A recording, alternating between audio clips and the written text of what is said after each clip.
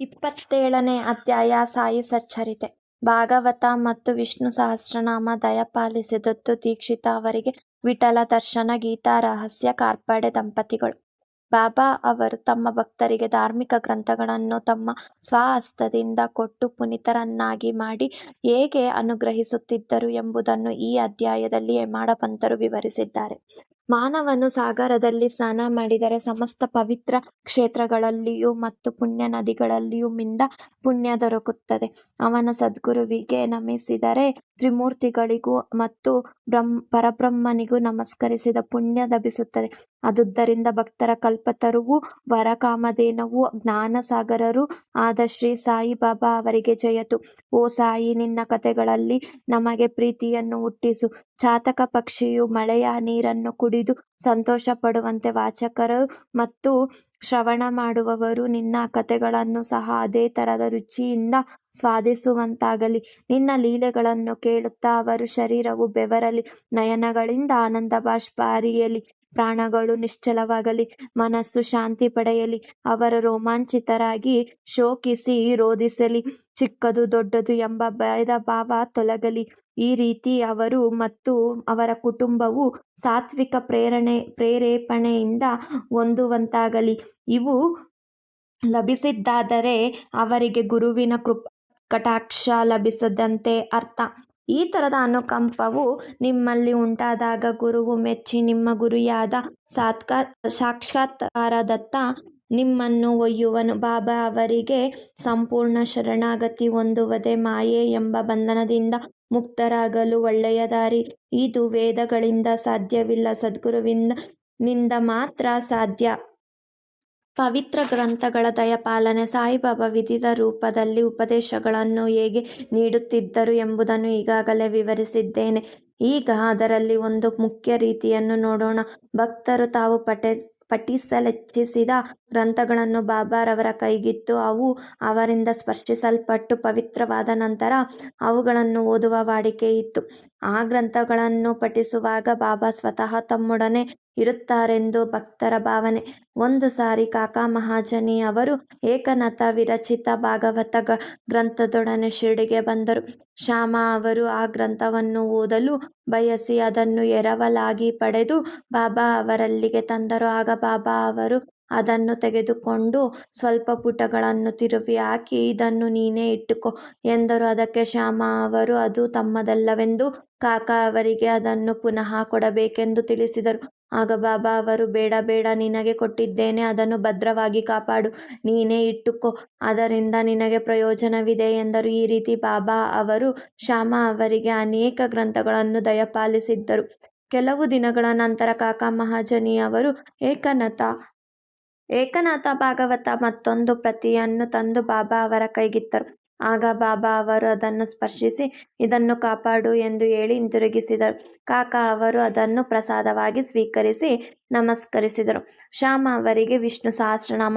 ಶ್ಯಾಮಾ ಅವರು ಬಾಬಾ ಅವರ ಆಪ್ತ ಭಕ್ತರಾಗಿದ್ದರು. ಆದುದರಿಂದ ಬಾಬಾ ಅವರಿಗೆ ವಿಷ್ಣು ಸಹಸ್ರನಾಮವನ್ನು ಅನುಗ್ರಹಿಸಬೇಕೆಂದು ಮನಸ್ಸು ಮಾಡಿದರು. ಒಂದು ಸಲ ರಾಮದಾಸಿ ಎಂಬುವರು ಸಂತ ರಾಮದಾಸರ ಶಿಷ್ಯರು ಶಿರ್ಡಿಗೆ ಬಂದು ನೆಲೆಸಿದ್ದರು. ಪ್ರತಿದಿನ ಮುಂಜಾನೆ ಎದ್ದು ಮುಖ ತೊಳೆದು ಸ್ನಾನ ಸಂಧ್ಯಾ ವಂದನೆಗಳನ್ನು ಮುಗಿಸಿ ವಿಷ್ಣು ಸಹಸ್ರನಾಮವನ್ನು ಮತ್ತು ಆಧ್ಯಾತ್ಮ ರಾಮಾಯಣವನ್ನು ಬಹಳ ಭಕ್ತಿಯಿಂದ ಓದುತ್ತಿದ್ದರು. ಕೆಲವು ದಿನಗಳ ನಂತರ ಬಾಬಾ ಅವರು ಶ್ಯಾಮಾ ಅವರಿಗೆ ವಿಷ್ಣು ಸಹಸ್ರನಾಮವನ್ನು ದಯಪಾಲಿಸಬೇಕೆಂದು ಮನಸ್ಸು ಮಾಡಿ ರಾಮದಾಸಿಯನ್ನು ತಮ್ಮ ಬಳಿಗೆ ಕರೆದು, ತಮಗೆ ಬಹಳ ಹೊಟ್ಟೆ ನೋವಾಗಿದೆ ಎಂದು ಸೋನಾಮುಖಿ ತಿನ್ನದಿದ್ದರೆ ಅದು ಕಡಿಮೆ ಆಗಲಾರದೆಂದು ಹೇಳಿ ಅದನ್ನು ತರಲು ಅವರನ್ನು ಪೇಟೆಗೆ ಕಳುಹಿಸಿದರು. ಆಗ ರಾಮದಾಸಿ ಪುಸ್ತಕವನ್ನು ಬದಿಗಿಟ್ಟು ಪೇಟೆಗೆ ಹೋದರು. ಅವರು ಹೋದ ಕೂಡಲೇ ಬಾಬಾ ರಾಮದಾಸಿಯ ಜಾಗಕ್ಕೆ ಹೋಗಿ ವಿಷ್ಣು ಸಹಸ್ರನಾಮ ಪುಸ್ತಕ ತೆಗೆದುಕೊಂಡು ಶ್ಯಾಮಾ ಅವರನ್ನು ಕರೆದು, ಶ್ಯಾಮಾ, ಇದು ಬಹಳ ಬೆಲೆಯುಳ್ಳದ್ದು, ಪವಿತ್ರವಾದದ್ದು ಆಗಿದೆ. ನಾನು ನಿನಗೆ ಇದನ್ನು ಬಹುಮಾನವಾಗಿ ಕೊಡುತ್ತೇನೆ, ಇದನ್ನು ಓದು. ಒಂದು ಸಾರಿ ನನಗೆ ಎದೆ ನೋವು ಜಾಸ್ತಿಯಾಗಿ ಬದುಕುವ ಭರವಸೆಯೇ ಇರಲಿಲ್ಲ. ಆಗ ಈ ಪುಸ್ತಕವನ್ನು ನನ್ನ ಎದೆಗೆ ಒತ್ತಿಕೊಂಡೆನು. ನನಗೆ ಎಂತಹ ವಿರಾಮ ದೊರಕಿತು ನಿನಗೆ ಗೊತ್ತೇ? ದೇವರೇ ಕೇಳಿಗಿಳಿದು ಬಂದು ನನ್ನನ್ನು ರಕ್ಷಿಸಿದಂತೆ ಭಾಸವಾಯಿತು. ನೀನು ಇದನ್ನು ನಿಧಾನವಾಗಿ ಶ್ರದ್ಧೆ ಮತ್ತು ಭಕ್ತಿಯಿಂದ ಓದು. ದಿನಕ್ಕೊಂದು ಬಾರಿಯಾದರೂ ವಿಷ್ಣುನಾಮವನ್ನು ಉಚ್ಚರಿಸು, ನಿನಗೆ ಕಲ್ಯಾಣವಾಗುತ್ತದೆ ಎಂದು ಹೇಳಿ ಅವರು ಕೈಗೆ ಪುಸ್ತಕ ಕೊಟ್ಟರು. ಆಗ ಶ್ಯಾಮ ಅವರು ಪುಸ್ತಕದ ಮಾಲೀಕರು ರಾಮದಾಸಿ ಎಂದು ಅವರು ಹುಂಬರು ತಲೆತಿರುಕರು. ಆದುದರಿಂದ ತಮ್ಮೊಡನೆ ಜಗಳವಾಡುವರೆಂದು, ಜೊತೆಗೆ ತಮಗೆ ಸಂಸ್ಕೃತ ಸರಿಯಾಗಿ ಅರ್ಥವಾಗುವುದಿಲ್ಲವೆಂದು ಹೇಳಿ ಪುಸ್ತಕ ತೆಗೆದುಕೊಳ್ಳಲು ನಿರಾಕರಿಸಿದರು. ರಾಮದಾಸಿಯ ಮೇಲೆ ತಮ್ಮನ್ನು ಎತ್ತಿ ಕಟ್ಟಬೇಕೆಂದು ಬಾಬಾ ಇಚ್ಛಿಸಿದ್ದಾರೆಂದು ಶ್ಯಾಮ ಭಾವಿಸಿದ್ದರು. ಬಾಬಾ ಅವರ ಇಂಗಿತ ಅವರಿಗೆ ಹೇಗೆ ತಿಳಿದಿತು? ಶ್ಯಾಮ ಅವರ ಕೊರಳಿಗೆ ವಿಷ್ಣು ಸಹಸ್ರನಾಮವೆಂಬ ಹಾರ ಹಾಕಿ ಅವರನ್ನು ಸಂಸಾರ ಬಂಧನದಿಂದ ಮುಕ್ತರನ್ನಾಗಿ ಮಾಡುವುದೇ ಬಾಬಾ ಅವರ ಆಶಯವಾಗಿತ್ತು. ಪರಮಾತ್ಮನ ನಾಮದ ಮಹಿಮೆ ಎಲ್ಲರಿಗೂ ತಿಳಿದೇ ಇದೆ. ಅದು ನಮ್ಮನ್ನು ಪಾಪ ಕರ್ಮಗಳಿಂದ ದೂರ ಮಾಡಿ ಜನನ ಮರಣಗಳಿಂದ ನಮ್ಮನ್ನು ಮುಕ್ತ ಮಾಡುತ್ತದೆ. ಇದಕ್ಕಿಂತ ಸುಲಭವಾದ ಸಾಧನ ಬೇರೊಂದಿಲ್ಲ. ಅದಕ್ಕೆ ಯಾವ ವಿಧವಾದ ಸಾಮಾನು ಸರಂಜಾಮುಗಳ ಅವಶ್ಯಕತೆ ಇಲ್ಲ. ಅದಕ್ಕೆ ನಿಬಂಧನೆಗಳಿಲ್ಲ. ಅದು ಎಷ್ಟು ಸುಲಭ ಸಾಧ್ಯವೋ ಅಷ್ಟೇ ಪರಿಣಾಮಕಾರಿ. ಆದುದರಿಂದಲೇ ಬಾಬಾ ಶ್ಯಾಮ ಅವರಿಗೆ ಅದನ್ನು ತೆಗೆದುಕೊಳ್ಳಲು ಒತ್ತಾಯಪಡಿಸಿದರು. ರಾಮದಾಸಿ ಸೋನಾಮುಖಿಯೊಡನೆ ಹಿಂತಿರುಗಿದರು. ಆ ಸಂದರ್ಭದಲ್ಲಿ ಅಲ್ಲಿಯೇ ಇದ್ದ ಅಣ್ಣ ಚಿಂಚಣಿಕರ ನಾರದರ ಪಾತ್ರ ವಹಿಸಿ ನಡೆದ ಸಮಾಚಾರ ಕೂಡಲೇ ಅವರಿಗೆ ತಿಳಿಸಿದರು. ಇದನ್ನು ಕೇಳಿ ರಾಮದಾಸಿ ಬಹಳ ಕೋಪಗೊಂಡು ಶ್ಯಾಮ ಅವರ ಬಳಿಗೆ ಬಂದು, ಈ ಪುಸ್ತಕವನ್ನು ಪಡೆಯಲೋಸುಗ ಬಾಬಾ ಅವರಿಗೆ ಹೊಟ್ಟೆ ನೋವೆಂದು ಸುಳ್ಳು ಹೇಳಿ ನನ್ನನ್ನು ಸೋನಾಮುಖಿ ತರಲು ಕಳಿಸಲು ನೀವೇ ಕಾರಣರು ಎಂದು ಗದ್ದರಿಸಿದರು. ಶ್ಯಾಮ ಅವರನ್ನು ತೆಗಳಲು ಶುರು ಮಾಡಿದರು. ಪುಸ್ತಕವನ್ನು ಮರಳಿ ಕೊಡದಿದ್ದರೆ ನಿಮ್ಮ ತಲೆ ಒಡೆಯುವೆನೆಂದರು. ಆಗ ಶ್ಯಾಮ ಶಾಂತ ರೀತಿಯಿಂದ ಅವರೊಡನೆ ಮಾತನಾಡಿ ವಿಫಲರಾದರು. ನಂತರ ಬಾಬಾ ರಾಮದಾಸಿಯನ್ನು ಕುರಿತು, ರಾಮದಾಸಿ ಹೀಗೇಕೆ ವರ್ತಿಸುತ್ತಿ? ಏತಕ್ಕೆ ಕೋಪಗೊಂಡಿರುವೆ? ಶ್ಯಾಮ ನಮ್ಮ ಹುಡುಗನೇ ಅಲ್ಲವೇ? ಅನಾವಶ್ಯಕವಾಗಿ ಅವನನ್ನೇಕೆ ತೆಗಲುವೆ? ಇದೇನು ಇತ್ತೀಚೆಗೆ ಬಹಳ ಜಗಳಗಂಟನಾಗಿರುವೆ? ನಿನಗೆ ಮೃದು ನುಡಿ ಬಾರವೇ? ಪ್ರತಿನಿತ್ಯವೂ ಪವಿತ್ರ ಗ್ರಂಥಗಳನ್ನು ಪಠಿಸುತ್ತಿ, ಆದರೂ ನಿನ್ನ ಮನಸ್ಸು ಶುಚಿಯಾಗಿಲ್ಲ. ನಿನ್ನ ಕ್ರೋಧಕ್ಕೆ ಯಾವುದೇ ಮಿತಿ ಇದ್ದಂತಿಲ್ಲ. ನೀನೆಂಥ ರಾಮದಾಸಿಯೋ? ಸಕಲ ವಸ್ತುಗಳಲ್ಲಿಯೂ ವಿರಕ್ತಿಯನ್ನು ತೋರಿಸಬೇಕು. ನಿಜವಾದ ರಾಮದಾಸಿಗೆ ಮಮತೆ ಇರುವುದಿಲ್ಲ. ಕೇವಲ ಒಂದು ಪುಸ್ತಕಕ್ಕಾಗಿ ಶ್ಯಾಮನೊಡನೆ ನೀನು ಜಗಳಾಡುತ್ತಿ. ಹೋಗು, ನಿನ್ನ ಸ್ಥಾನದಲ್ಲಿ ಕುಳಿತುಕೋ. ಹಣದಿಂದ ಎಷ್ಟಾದರೂ ಪುಸ್ತಕ ಕೊಳ್ಳಬಹುದು. ಜನರನ್ನು ಕೊಳ್ಳಲು ಸಾಧ್ಯವೇ? ಸರಿಯಾಗಿ ಯೋಚಿಸಿ ನೋಡು. ವಿವೇಕಶಾಲಿಯಾಗು. ಆ ಪುಸ್ತಕದ ಬೆಲೆ ಏನು? ಶ್ಯಾಮನು ಇದಕ್ಕೆ ಸಂಬಂಧಪಟ್ಟವನಲ್ಲ. ನಾನೇ ಆ ಪುಸ್ತಕವನ್ನು ಅವನಿಗೆ ಕೊಟ್ಟೆನು. ನೀನು ಈಗಾಗಲೇ ವಿಷ್ಣು ಸಹಸ್ರನಾಮವನ್ನು ಬಾಯಿಪಾಠ ಮಾಡಿರುವಿ. ಶ್ಯಾಮನು ಸಹ ಅದನ್ನೋದಿ ಲಾಭ ಪಡೆಯಲಿ ಎಂದು ಹೇಳಿದರು. ಎಂಥ ಮಧುರವಾಣಿ ಬಾಬಾ ಅವರದ್ದು! ಇದರ ಪರಿಣಾಮ ಆಶ್ಚರ್ಯಕರವಾಯಿತು. ರಾಮದಾಸಿಯು ಕೂಡಲೇ ಶಾಂತನಾಗಿ ಶ್ಯಾಮ ಅವರನ್ನು ಕರೆದು ವಿಷ್ಣು ಸಹಸ್ರನಾಮಕ್ಕೆ ಬದಲಾಗಿ ಪಂಚರತ್ನ ಗೀತೆಗಳನ್ನು ಕೊಡಲು ಕೇಳಿದರು. ಅದಕ್ಕೆ ಶ್ಯಾಮ, ಒಂದೇ ಏಕೆ 10 ಪ್ರತಿಗಳನ್ನು ಕೊಡುವೆನೆಂದು ಎಂದರು. ಈ ರೀತಿ ಇಬ್ಬರಿಗೂ ರಾಜಿ ಆಯಿತು. ರಾಮದಾಸಿಯು ಪಂಚರತ್ನ ಗೀತೆಯನ್ನು ಏಕೆ ಕೇಳಿದನು? ಪ್ರತಿನಿತ್ಯವೂ ಬಾಬಾರವರ ಮುಂದೆ ಏಕೆ ಮಿಕ್ಕ ಗ್ರಂಥಗಳನ್ನು ಓದುತ್ತಿದ್ದನು? ಶ್ಯಾಮ ಅವರೊಳಗೆ ಜಗಳವಾಡಿದ್ದ ಪ್ರಸಂಗವೇಕೆ ಎಂಬ ಪ್ರಶ್ನೆ ಉದ್ಭವಿಸಬಹುದು. ಹೀಗೆ ನಡೆಯದಿದ್ದರೆ ವಿಷ್ಣು ಸಹಸ್ರನಾಮದ ಮಹತ್ವ ವ್ಯಕ್ತವಾಗುತ್ತಿರಲಿಲ್ಲ. ಈ ರೀತಿ ಬಾಬಾರವರ ಉಪದೇಶದ ವೈಖರಿ ಅದ್ವಿತೀಯವಾಗದಿತ್ತು. ನಂತರ ಶ್ಯಾಮ ಆ ಪುಸ್ತಕ ಓದಿ ಚೆನ್ನಾಗಿ ಅರ್ಥ ಮಾಡಿಕೊಂಡು ಪುಣೆಯ ಇಂಜಿನಿಯರಿಂಗ್ ಕಾಲೇಜಿನಲ್ಲಿ ಪ್ರೊಫೆಸರ್ ಜಿ ನಾರ್ಕೆ ಅವರಿಗೆ ವಿವರಿಸಲು ಸಮರ್ಥರಾದರು. ವಿಠಲ ದರ್ಶನ. ಒಂದು ದಿನ ಕಾಕಾ ಸಾಹೇಬರು ಬೆಳಗ್ಗೆ ಸ್ನಾನ ಮಾಡುವಾಗ, ಬಳಿಕ ಜಪ ಮಾಡುತ್ತಿದ್ದಾಗ ವಿಠಲನ ದರ್ಶನವಾಯಿತು. ನಂತರ ಮಸೀದಿಗೆ ಹೋದಾಗ ಸಾಯಿಬಾಬಾ, ವಿಠಲನ ದರ್ಶನವಾಯಿತೆ, ಅವನು ಬಹುತುಂಟ, ಭದ್ರವಾಗಿ ಹಿಡಿದುಕೋ, ಇಲ್ಲದಿದ್ದರೆ ಪಂಢರಪುರದ ವಿಠಲನ ತಪ್ಪಿಸಿಕೊಳ್ಳುವನು ಎಂದರು. ಸರಿಯಾಗಿ ಮಧ್ಯಾಹ್ನದ ಹೊತ್ತಿಗೆ ಒಬ್ಬನು ಪಂಢರಪುರದ ವಿಠಲನ 20-25 ಫೋಟೋ ಮಾರಲು ಶಿರಡಿಗೆ ಬಂದನು. ಕಾಕಾ ಕೂಡಲೇ ಆ ಫೋಟೋ ನೋಡಿ ಅವು ತಾವು ಧ್ಯಾನಾಸಕ್ತರಾಗಿದ್ದಾಗ ಕಂಡ ವಿಠಲನ ಮೂರ್ತಿಯಂತೆಯೇ ಇದ್ದುದನ್ನು ಕಂಡು ಚಕಿತರಾದರು. ಆಗ ಬಾಬಾ ಅವರ ಮಾತುಗಳು ನೆನಪಿಗೆ ಬಂದವು.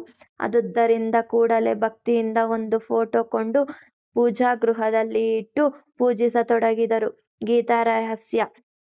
ಬಾಬಾ ಬ್ರಹ್ಮವಿದ್ಯೆ ಅಭ್ಯಾಸ ಮಾಡುವವರನ್ನು ಯಾವಾಗಲೂ ಬಹಳ ಪ್ರೀತಿಸುತ್ತಿದ್ದರು. ಒಂದು ಸಾರಿ ಬಾಪು ಸಾಹೇಬ ಜೋಗ ಅವರಿಗೆ ಲೋಕಮಾನ್ಯ ಟಿಳಕ ಅವರಿಂದ ರಚಿತವಾದ ಗೀತಾ ರಹಸ್ಯ ಎಂಬ ಪುಸ್ತಕವು ಅಂಚೆ ಮೂಲಕ ಬಂದಿತು.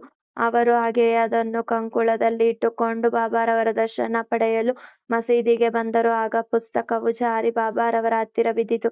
ಬಾಬಾ ಅವರು ಅದೇನೆಂದು ಕೇಳಲು ಬಾಪು ಸಾಹೇಬ ಕಟ್ಟನ್ನು ಬಿಚ್ಚಿ ಪುಸ್ತಕವನ್ನು ಬಾಬಾ ಅವರ ಕೈಗಿತ್ತರು. ಆಗ ಬಾಬಾ ತಮ್ಮ ಕಿಸೆಯಿಂದ 1 ರೂಪಾಯಿಯನ್ನು ತೆಗೆದು ಆ ಪುಸ್ತಕದ ಮೇಲಿಟ್ಟು ಅದನ್ನು ಅವರಿಗೆ ಕೊಟ್ಟು, ಇದನ್ನು ಪೂರ್ತಿಯಾಗಿ ಓದು, ನಿನಗೆ ಒಳ್ಳೆಯದಾಗುತ್ತದೆ ಎಂದರು.